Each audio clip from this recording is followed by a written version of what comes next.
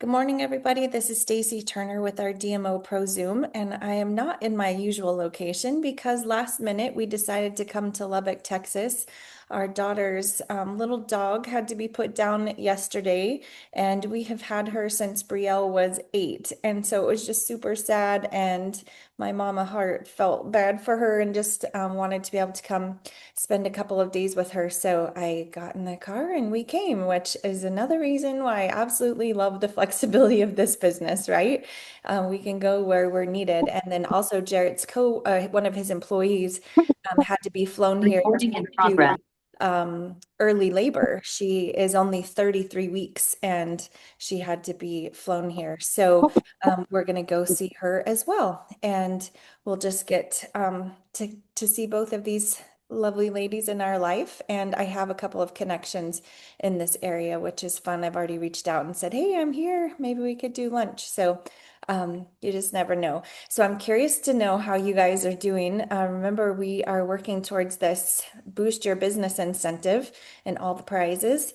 And I had not done really much connection and contact with people, events outside of like project broadcast messaging, really through the month of May and June. And so we talked last week about once we decide, okay, let's get into activity, it takes some time to get those conversations going, right? And I have seen that. So where last week, Monday, I just start reaching out to people and I was like, I better put some things on the book. I did a community brunch. I just looked on Facebook and I was like, all right, what's going on in this area? And there was a ladies brunch that I could go to in the community. So I went ahead and signed up for that and went. And then there was a booth that I could do for $10 downtown. It was like a oil patch market is what they called it. And so I had the dolls and I had Juice Plus and I had books and just some really great conversations. It was a lot of fun. And so just getting out there again, I'm realizing like, oh, I do love this. Right? I do enjoy all of this. And then just reaching out to my team and putting together some pods of those, some of you that had wanted to work with a group, and just trying to re-engage some of my team as well. So once we start like putting our feelers out there, then all these things start coming in and the schedule starts to pile up. And so I wanted to share with you that at the brunch, I was at the table first, and then these two ladies came and sat down, and I recognized them, but I don't ever remember like having a full conversation with them. And we figured out where the connection was that we did know each other, the gal that sat next to me. And then she said, Stacy, I've always wanted to get to know you better. We should do lunch.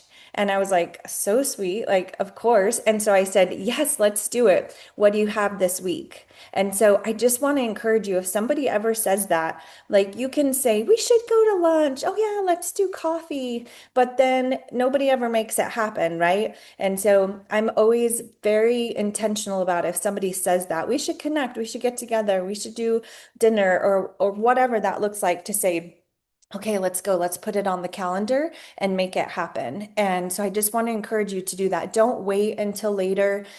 Before we left, I just said, okay, of course, I would love to do lunch with you. What do you have this week? And we decided Thursday would work. So text each other. So we had each other's information and we decided where we were going to go and what time after the event. But you just never know where that one conversation is going to go, right? I don't know if it's going to lead to Juice Plus, but she's very well known in the community.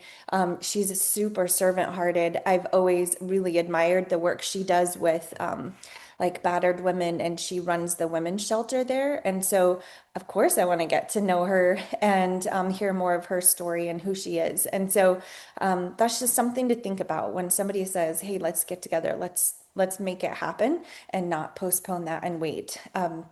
And then I had some good conversations at the booth, and I think I only ended up with like 6 people's information, but it was just a couple of hours, and there was a lot of people there, a lot of families. But what's cool about doing an event in your own community, you see people that you've already talked to, and you get to see your friends, and it's just a reminder to them of like, oh yeah, Stacy does this, right? Like this is what Stacy does. This is who she is. This is what she's about. And we were able to just have conversations with some of my customers that came by. I had the superfood powders that I just had in that shaker bottle and had people try it. Talked with some mamas about the moms group that I had. It's just about connecting in the community as much as it is having that Juice Plus booth. And so if you ever have a chance to do one in the area, like, and groups of people, like let's say at your kid's school versus a college 20 minutes away, right? Like they can both work, obviously, but there is an extra bonus of just those side conversations and connections and touch points that you will have with people that you already know. And it just kind of helps reinforce all the activity you've already been doing. So just kind of keep that in mind. Those health fairs that are in your community, really look for those. I didn't have this huge setup. It wasn't like I had this massive booth. It really was just like one small table with my Juice Plus stuff, but just having conversations with people, and had some really good connections that you never know where it's going to go. So I, again, will always advocate for Project Broadcast because I was able to connect with them yesterday and then put them into my Project Broadcast lists. So I know I'm not going to drop the ball the next event that I'm going to host locally. And I was able to send them personally information right away. So just kind of keep that in mind. Again, that really is an assistant that helps you. And speaking of assistance, that is really what I think AI is. And good and bad, pros and cons, it's here. And so, how can we use it the best we can to really make the most of our time? And I'm finding I'm using it in a lot of different areas of life. So, let's just kind of I'm going to totally simplify this because this is the basics of what I know. I'm sure that this is not the only way to describe AI, but I think of it as it's an application or a program that we tell it what to do and what we want it to research for us. And it goes out and looks at all of the content on the web and then summarizes it for you. And so, where I may be searching for, okay, today I'm going to go visit this mama that's in the hospital, but I want to make her a little gift basket to take with us, right? So I can try to think about things I can put in there, or I can use AI and I can ask it, what are some gifts that would help bring comfort to a mom that's in preterm labor at a hospital? She's only 33 weeks. And I'm just going to give it as much information as I can. And then when I ask for what are some gift ideas to be able to take her, snacks, healthy snacks, comfort items, things that are useful in the hospital. And then I'm going to have it search that. And now it's going to go out to all of the articles that's ever been written about that topic. And then it's going to summarize it for me. So instead of me having to search Google for that same topic or idea, and then getting a list of 11 different blogs that have been written on that, and then I have to go through and read those blogs, this summarizes those 11 blogs and will give me a list of things and ideas broken down by comfort items, snacks, or whatever. So it's going to save me time having to go read all of those blogs, right? And the information it's pulling from is from people who have written the information that's been on the web. So I'm thankful for all the people that have ever input info in there, because then it makes it, pretty much accurate and helpful. Sometimes you're like, what is that? I don't even understand. So that's kind of another way I've been using it just in my everyday life, and not always just for Juice Plus. But let's say, okay, so I had a client that was talking to me about PCOS, and I was like, I don't know a ton about PCOS, so let me just go look. So instead of typing into Google, what is PCOS? I did the same thing in ChatGPT because I wanted that summary. And so I was asking, what are the causes? What are the symptoms? What are the natural treatments? and I just kind of wanted to learn more about it. So I put those prompts in there, and then I got this long list, and I was able to easily break it down and read it. And I was like, okay, I have a better general idea of what that is versus it would have taken me quite a while to read through different articles and research that myself. So that's another way that I have used it. So I'm going to share my screen here and go to the chat GPT. So you could do chatgpt.com, um, or if you're on your phone, I think it's like an app, like you download the app.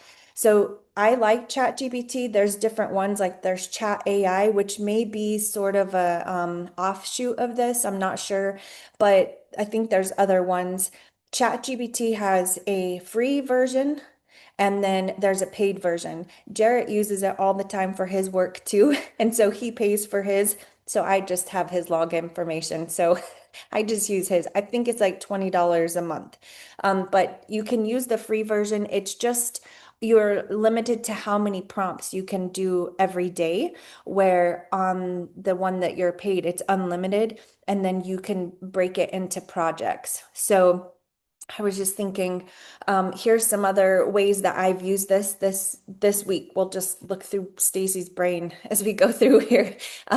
This I had to make a new LinkedIn profile. Actually, I had one from like 14 years ago, and I needed it for something. And I was like, I don't even know what my login information is or anything. But I was like, all right, you write like a profile of yourself, right? So it's asking like, give a description of yourself.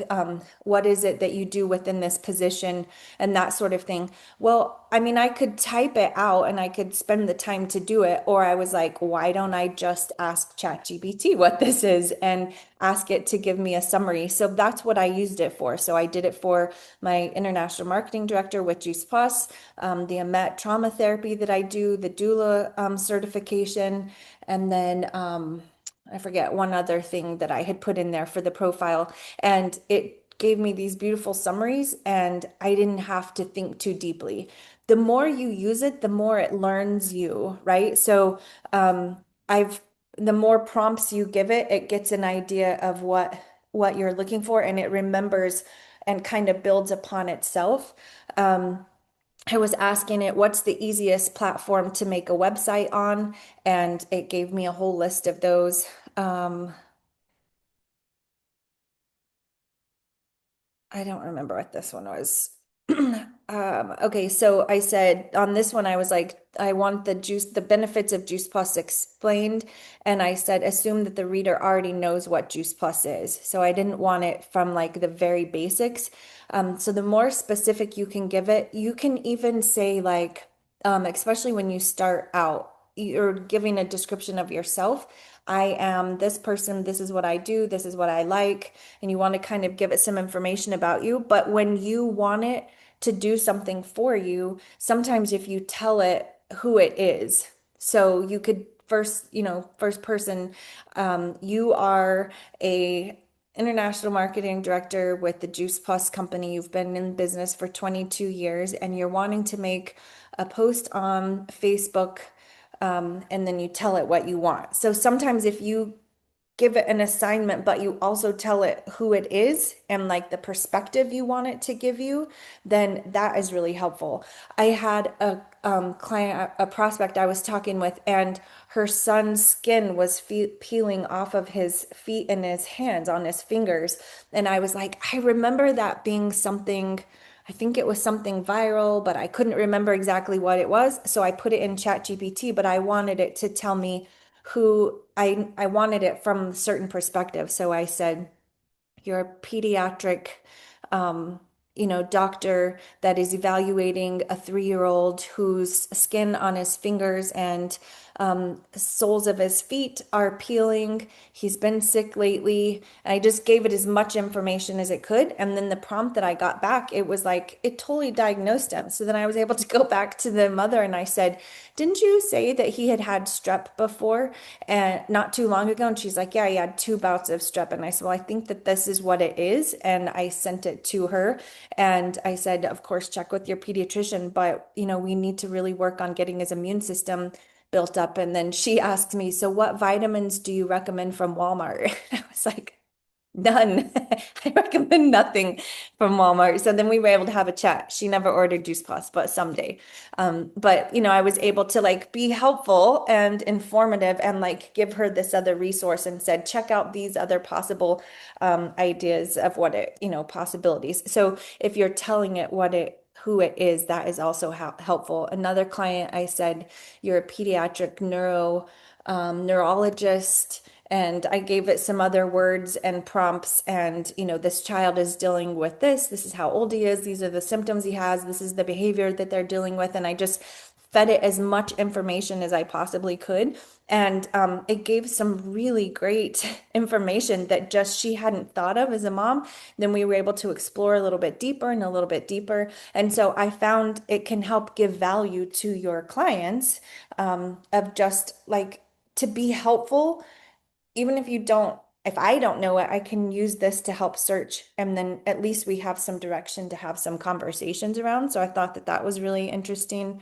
But one of the great things is it can help you with, let's say, a uh, invitation. So there's an event that you want to invite to, and you're wanting a text to be able to invite to this event. So I'm just going to use us as an example. This event that we have coming up, it's July 28th, and it's Dr. Mitra Ray, and it's on Zoom. So this could be a watch party, or it could be that I'm inviting people that are in the area or like outside of my area that aren't going to be able to come. So I could ask it for two of those options, right? So I just sent it from my phone to my computer, and I'm going to attach a photo to this because it will read the information from that photo. So I'm attaching that photo, and then I'm going to just add some prompts. Like it doesn't have to be perfect. You can keep changing it and adding it as you want to, but and I'm always like nice. I'm always like, please help me. Can you please? Like, I always feel like I'm so bossy to this. I'm like, no, I don't like it. Change it. Please. I mean, can you please change it? But I've actually heard like if you get rough with it, like mean and say, no, that's really stupid. I don't like that at all, then it makes it like think harder and it will actually give you better results. I just haven't gotten to that point where I need to get like serious with this AI yet, but I've read that. So that's interesting. Um, Help me.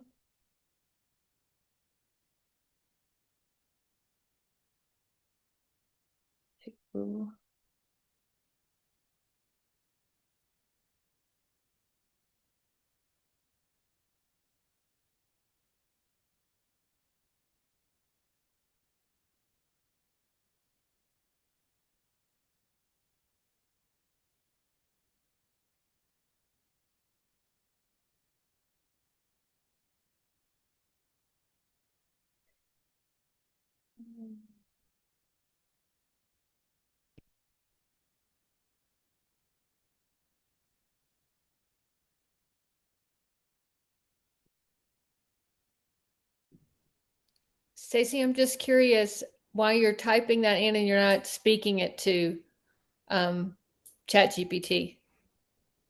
Just because I didn't think of that. I could have done that. You're right. So look at this little button, dictate. I could do that from my computer or from your phone. You could do that easier. Probably because I'm um not sure exactly what I want to say. I should have thought that through what I wanted. Let's just see if it does pull the information um, from this flyer and see what it comes up with. And of course, this is not the first text I would send to somebody. I'm going to say, hey, are you in town on Thursday, the 28th, or whatever date this is, day of the week? I think it's a Monday. I'm not going to just send out this massive text message because they won't read it. We've already established that. Like if it's a long text message from me, they've already know it's probably something I'm sending them information. Like those get overlooked. So if I want a response, it's going to have to be super short. So for an event, I ask, are you going to be in town on the 28th? And then those that say yes, then I know that there's interest, and then I send them the information. So let's just see what this says. It says, I'm hosting a relaxed dinner and watch party at my house on Monday, the 28th at 6:30. We'll enjoy a healthy meal together and then tune into a special Zoom event featuring Dr. Mitra Ray, a biochemist, author, and health educator. She'll be sharing about the power of food as medicine, how the body is designed to heal itself with the right nutrients. The talk is from 8:30 to 9:30 Eastern, and it's super inspiring and practical. This is part of the Take Healthy Back series focused on simple evidence-based solutions for better wellness. Let me know if you can come. I'd love to have you join me. So I would never end with a statement like this because we'll get no response. So I'm going to end it with a question, but I don't hate all of this. Like, I'm okay with that. I just don't think I would have two times Mountain Time and Eastern. That would be confusing, right? So let's just say we're going to take this and I'll show you guys in Project Broadcast what this would look like. Okay, so for those of you that have Project Broadcast, you will be able to follow along. But let's just say I want to schedule this. I gotta move my words around here. And I want a new chat. So I would just paste it in here and then I'm gonna make it my own. So when you have in Project Broadcast, you can do what's called a dynamic field. And then I choose the first name right there. And then it will put the person's first name in for me. And that's why it looks like it's always directly to the person that I'm sending and not just the generic. So if you have already set that up, that's the first name. So I could put all of that and then let's see. I'll just say she is.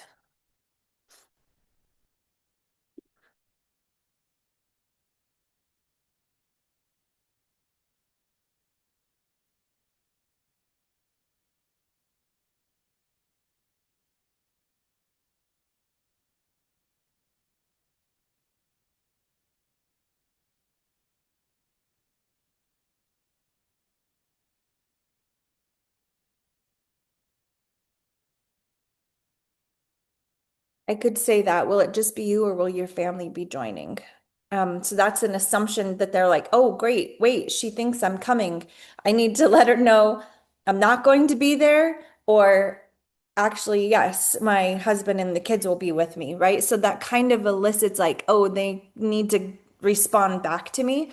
So then because I have so many people in this contacts, you do a tag, and then these are the different groups that I have. So I think that there's one that says interest in health events Artesia invite list. That's who I would choose. So that's all of the prospects that I have. And then I would also do my customers in Artesia. And then I would also do my team in Artesia. So those are all local to me, right? So those now are any people of the people that I have met from booths along the way that have checked the box saying that they want to be at a Juice Plus event. So what do I mean by that?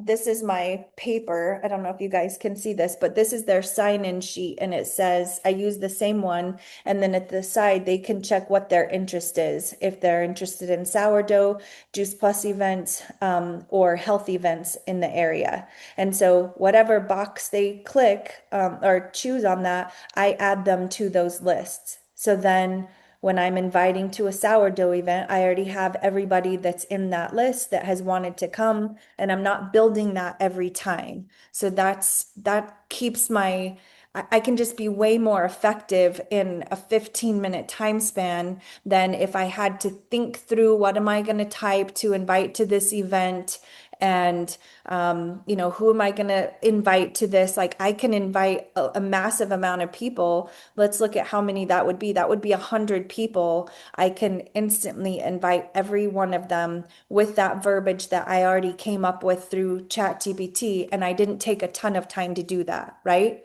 So to me, it just helps me be more effective. Both of these tools used together are super helpful. So if you've never done Project Broadcast, there's a gal, she does boot camps for us. She's an NMD. Why can't I think of her name? Somebody put her name in that chat. She'd be like, Thanks, Stacy. I've talked with her many times. Allison Porter. She has like a boot camp paid to go through that. Like it is so worth it. I started with Project Broadcast at the very beginning and I just had to learn it as I went along and figure it out. But if somebody's already done all of that work and she teaches you as a Juice Plus partner, like hello, and you don't have to do that, it's so much easier, right? So that's one way I would use ChatGPT to make an invitation. So now let's make a prompt. We're going to build off of what that invite was and say, and make a, I want to say, all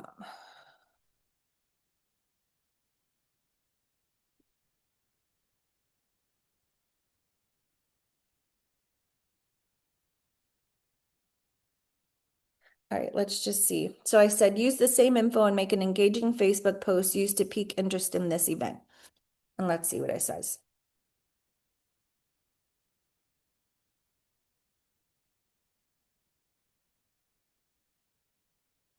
It's a little bit long, but we could take possibly what's out. It says, what if your body is designed to heal? It just needs the right support.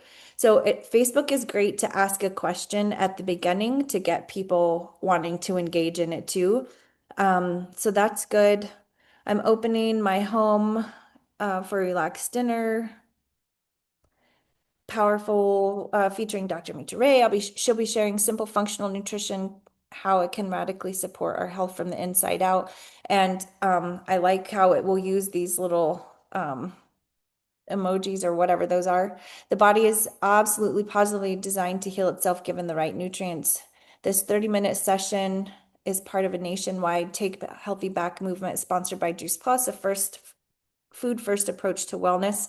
I like that. There's some things in here that could be eye-catching, or like, the food first approach. Like somebody may not have really heard that before, but it's interesting. I wouldn't have used that wording, but I like it, right?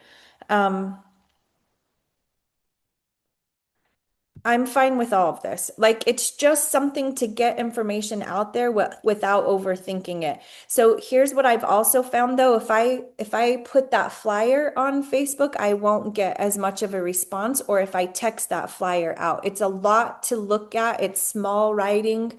Um, I don't really want that. So I'm going to ask it to make a photo for me.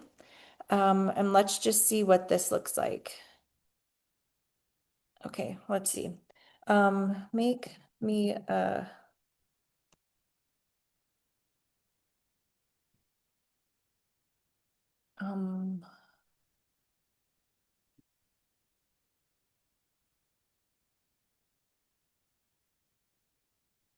I'm gonna say show friends.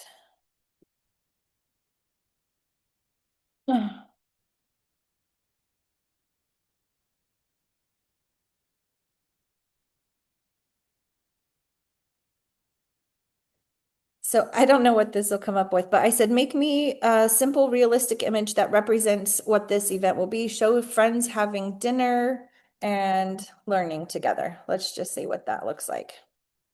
And if I don't like it, I just have it make another prompt. Like I give it something else if I want it. You can tell it the style of the image you want. I said realistic. I don't know if what that's going to look like.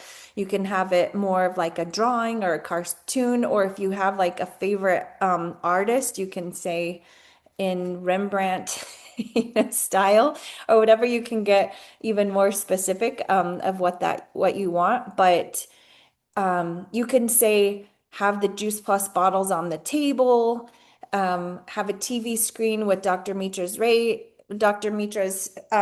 image on the TV screen that they're watching. Like you can get even, more, just make sure like that the image looks somewhat real, like that their hands aren't all weird. I don't know why AI doesn't like hands, but it'll give people like 6 or 8 fingers sometimes, just stuff like that. But just kind of looking at this, let's just see what it comes up with. I'm liking it so far. It's like What is this producing? What is this making? Stacy, while it's loading, where did Yeah. you find that flyer for me to Ray? And hello, everybody. Hi, Lee. You know what? I just found it in Voxer. One of the groups was it was in Voxer. I'll put it in the DMO chat for us. Thank you. Yep, no I problem. was looking on boards, but I couldn't find it. Yeah, it wasn't on boards. And then I'll put another one in here. Doug Farrar's been doing these like podcast style um, events, and it was really good. And this one, it's building a business that builds your family with Carrie Lynn Netco. I love her. If you're on here, Carrie Lynn, we love you. I just love her energy. She's so sweet and cute. And that would be another one that you could send out to people who you've already invited to the business. It's not a business presentation, but it's a business conversation. So they really are interesting and just kind of like you want to be a part of what everyone else is doing. So remember, as part of our boost your business, we need 3 partner pluses. So we have to be just as intentional about sending invites to people about partnering with us. So this is a great one to circle back around to people that you've already invited to like, hey, I thought you would like this conversation with this gal. It's more of like a podcast style and it's really good. Okay, so here's what they came up with. Take healthy back. Look, I think it was listening to me. I said a TV screen with Mitra Ray's face on it, and that's there. It's friends eating. It's interesting enough. It shows couples. I like that. I would totally be fine posting this picture. I think it could build some interest. I don't know if you can ask it to put my face in there, like as one of the people, but that would be just kind of weird, I think. But I would be fine with this. So I'm going to share this and let's see, I'm not really sure how I save it. Oh, right there. Look, there's that download. So I'm going to download that there, and then I'm just going to post it. Let's see what this looks like on our Facebook. And then you guys can all comment. We'll build some interest to see if it does pique anyone's interest, right? I don't know. It's always some mystery of like what's going to work with people. And there is no right answer. I don't know if you guys have figured that out. Like you just have to kind of like throw mud on the wall and see what sticks with people. But let's see if there's anything I need to change at this.